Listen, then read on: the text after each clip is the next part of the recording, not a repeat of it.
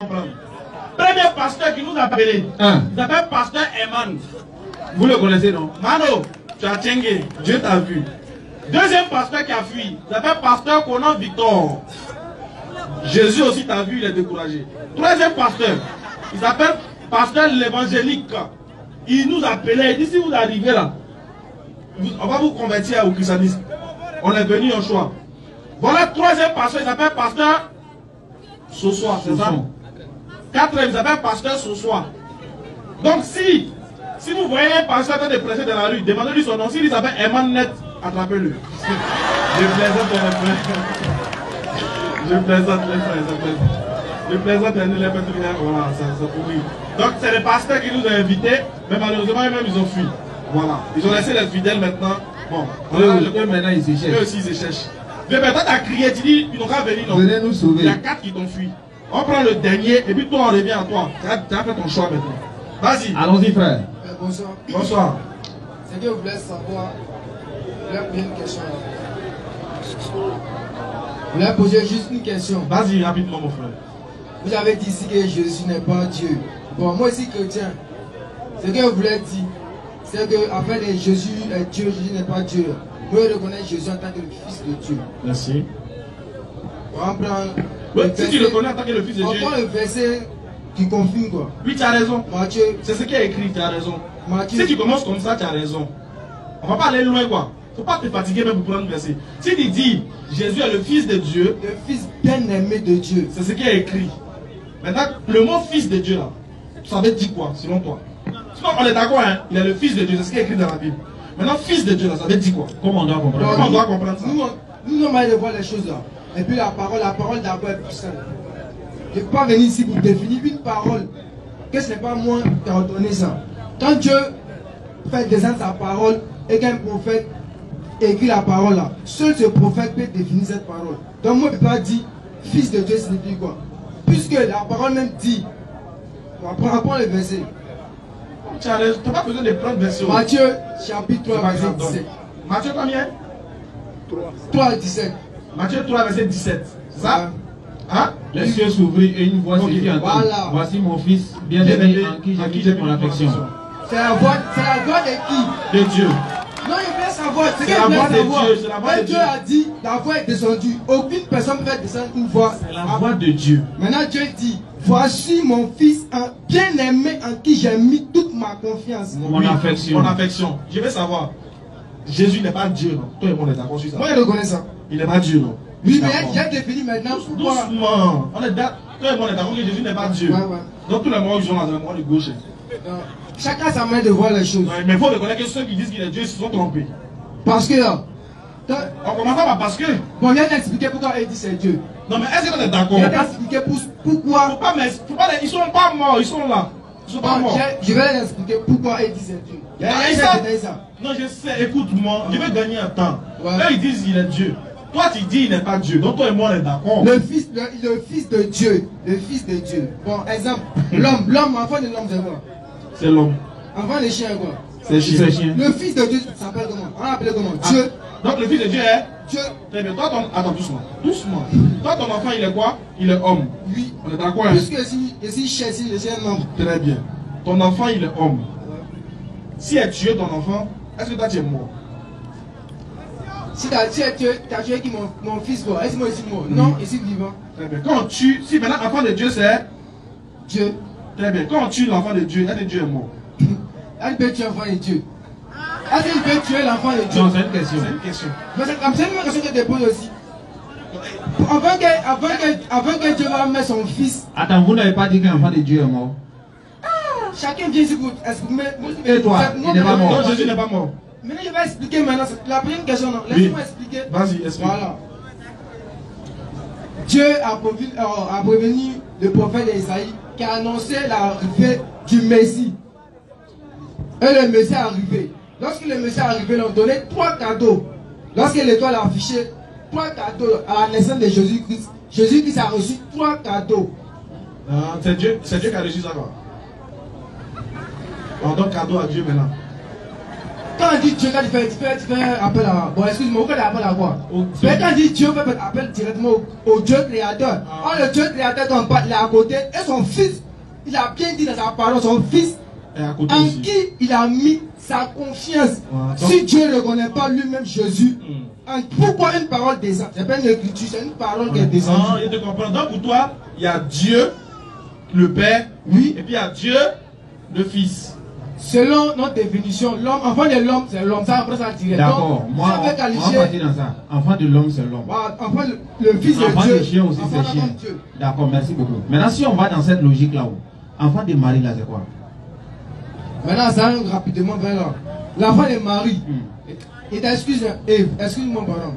Marie, là, avant d'avoir un enfant, là, on fait quoi? En tant qu'homme. Non, il n'y a pas demandé qu'est-ce qu'on fait. Je demande si elle est être humain, là, son enfant, là, il doit être quoi?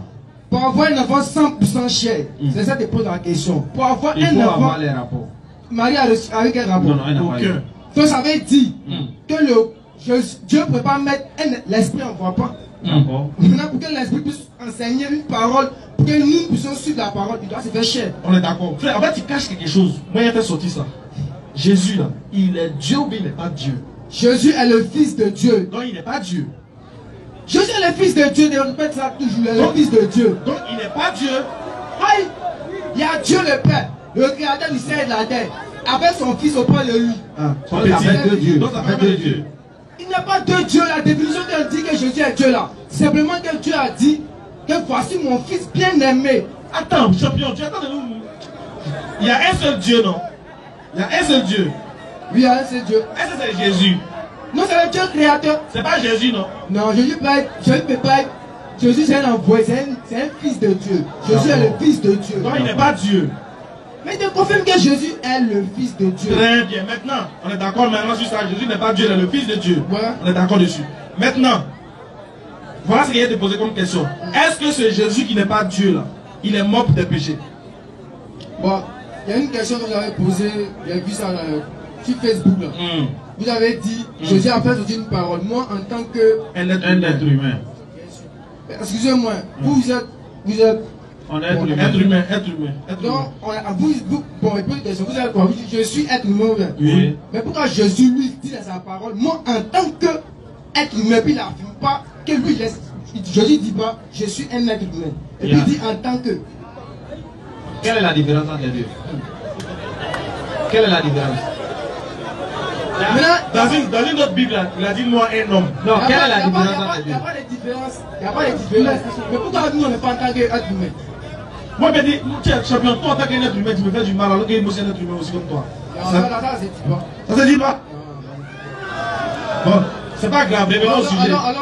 Est-ce que Jésus, qui n'est pas Dieu, est-ce qu'il est mort pour tes péchés? La Bible déclare que Jésus est mort pour nos péchés. Très bien. Donc, je vais te poser une question. Entre Satan et puis Jésus, c'est qui on doit tuer pour que nos péchés disparaissent? C'est ça. Lorsque tu viens pour annoncer une nouvelle, que cette nouvelle-là, ça vient de la part de Dieu là, ton chemin ne sera pas facile. Je sais. C'est pourquoi après. Entre Satan, et je dis bien, entre Satan et puis Jésus, c'est qui on doit tuer pour que nos péchés disparaissent? Est-ce que Satan s'est fait cher?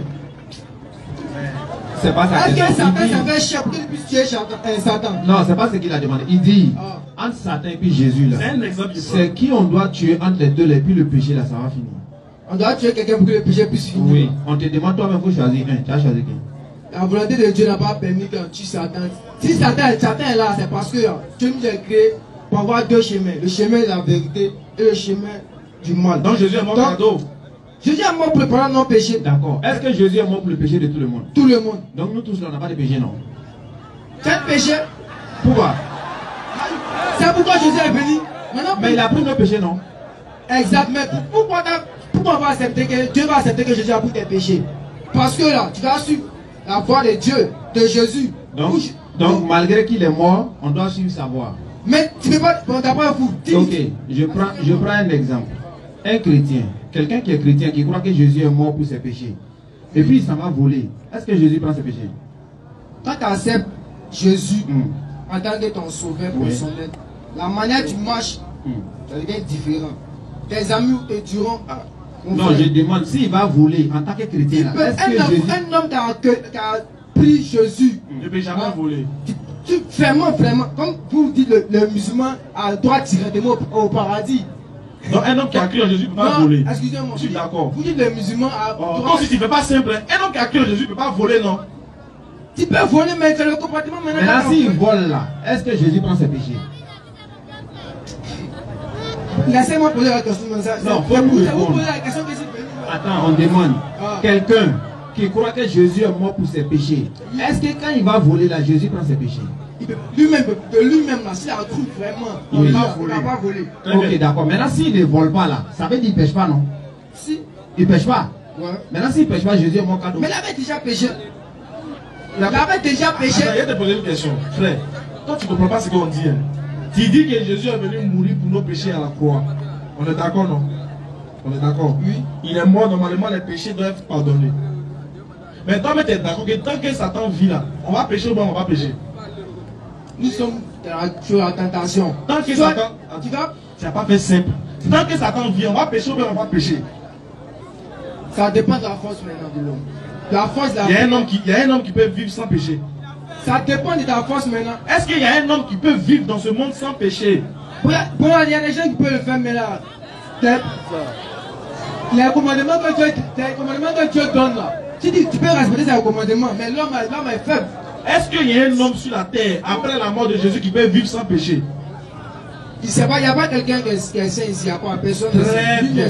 Très bien. Si on est d'accord que nul n'est saint, c'est à cause de qui on pêche? Bon, le péché même, c'est fait pour pouvoir vraiment, qui peut marcher selon la parole de Dieu. C'est à cause de qui on pêche? Qui nous amène à pécher? C'est le diable qui nous guide à pécher. Très bien. Alors que Jésus est déjà mort, non? Mais le diable continue de nous faire pécher. Il t'a posé la question.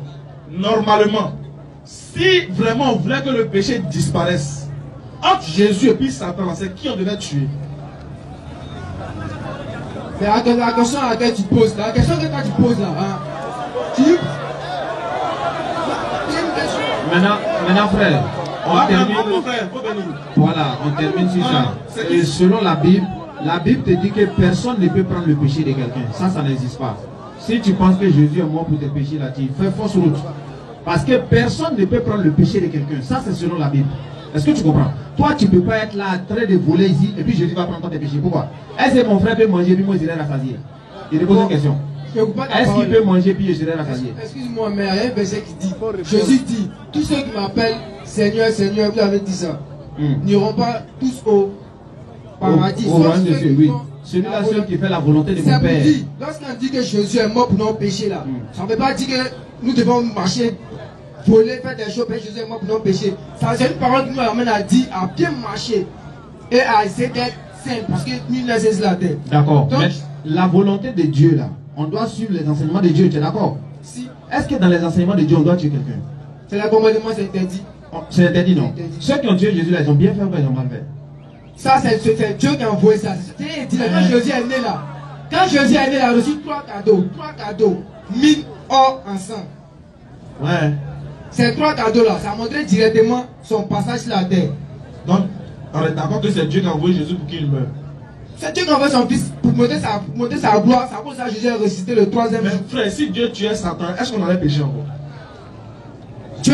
Nous tous nous sommes à l'épreuve ici. À la fin du monde. Prochaine question, c'est bon. Mais pose question. Mais on te demande quelque chose qui est simple. Si Dieu tuait Satan, si Dieu éliminait Satan, au lieu de tuer son fils là, est-ce qu'on allait pécher encore? Mais Dieu lui-même là, Dieu lui-même on est ici, il entend. Non, Dieu entend, lui-même il entend. Est-ce qu'il peut éliminer Satan? Hein? Non, il demande, lui il entend, non. Il peut éliminer Satan. Dieu peut éliminer Satan. Il peut pas se pécher. C'est une question simple. Si tu penses que Jésus est mort pour nos péchés, je te demande, malgré ça, on continue de pécher. Non? Maintenant, il te montré que la mort de Jésus n'a servi à rien parce que Satan est toujours là. Donc, il te pose la question. Normalement, entre Jésus et puis Satan, c'est qui Dieu devait tuer pour que les humains ne pêchent plus? La question que tu me poses là, je peux bien répondre en disant tu dois tuer Satan. Mais ce que je vois là, Dieu laisse ça pour que nous les hommes, nous sommes à l'épreuve sur la terre. Je sais ça. Maintenant, la logique aurait voulu que Dieu tue qui?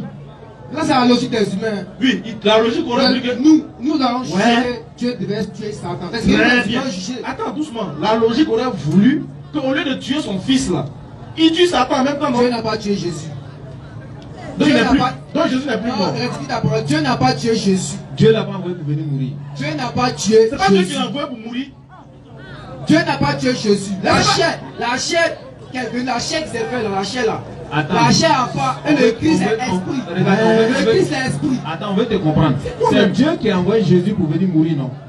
Dieu a envoyé Jésus pour venir mourir, non?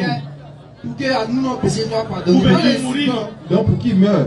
Oui. D'accord. Maintenant, ceux qui tuent Jésus là, c'est qu'ils font là, est-ce que c'est bon? À la place qu'elle est morte, elle est ressuscitée, non? Attends, quand je te pose une question, il faut répondre. Je te demande, Jésus là, s'ils l'ont envoyé pour venir mourir, ceux qui l'ont tué là, ce qu'ils ont fait là, c'est bien ou c'est pas bien? C'est la volonté de Dieu. Dieu a voulu que ça soit. Donc c'est bien. Moi je ne sais pas. Dieu a voulu que ça soit. Attends, comment tu sais pas? Si tu dis Dieu l'a envoyé pour venir mourir, quand ils le tuent là, c'est la volonté de Dieu. C'est Dieu qui a voulu ça. Voilà, donc ceux qui l'ont tué, ce qu'ils ont fait, c'est bien. Pour que son miracle, pour que nous puissions croire en Dieu. Donc c'est bien, donc c'est bien ce qu'ils ont fait. C'est Dieu qui a tracé cela. Donc moi, c'est mais il ne peut pas juger quelque chose. On te dit c'est bien, mais c'est pas bien. Mais si tu ne peux pas juger, puisque c'est Dieu qui a envoyé cela. Donc tu sais pas. Il ne peut pas juger ça. Donc, c'est Dieu qui a envoyé cela. Tu ne peux pas juger, mais tu crois en ça, non? Mais je crois en fils de Dieu. Puisque la parole est quittée. La parole est quittée. Tu crois au fils de Dieu. Tu crois en fait qu'il soit mort, non? Pour tes péchés, non? Si. Est-ce que c'est une bonne chose? D'être mort pour mes péchés, quoi. Si c'est la volonté de Dieu, c'est une bonne chose. C'est ce qu'il te demande. Donc ceux qui l'ont tué ont fait du bien, alors. Bon, ça fait du bien à la volonté de Dieu, mais c'est Dieu qui a tracé cela. Maintenant, pourquoi Jésus dit que sa mort là, pourquoi Jésus maintenant dit que sa mort c'est l'œuvre du diable? Comment ça m'a l'œuvre du diable? Il a dit ça dans Jean chapitre 8 à partir du verset 40 jusqu'à 44. Il dit, mais maintenant, vous cherchez à me faire mourir. Moi, un homme qui vous a dit la vérité que j'ai entendue de mon père. Cela, Abraham ne l'a point fait. Vous voulez accomplir l'œuvre de votre père qui a été meurtrier dès le commencement. Et puis il dit c'est le diable. Donc je te pose la question.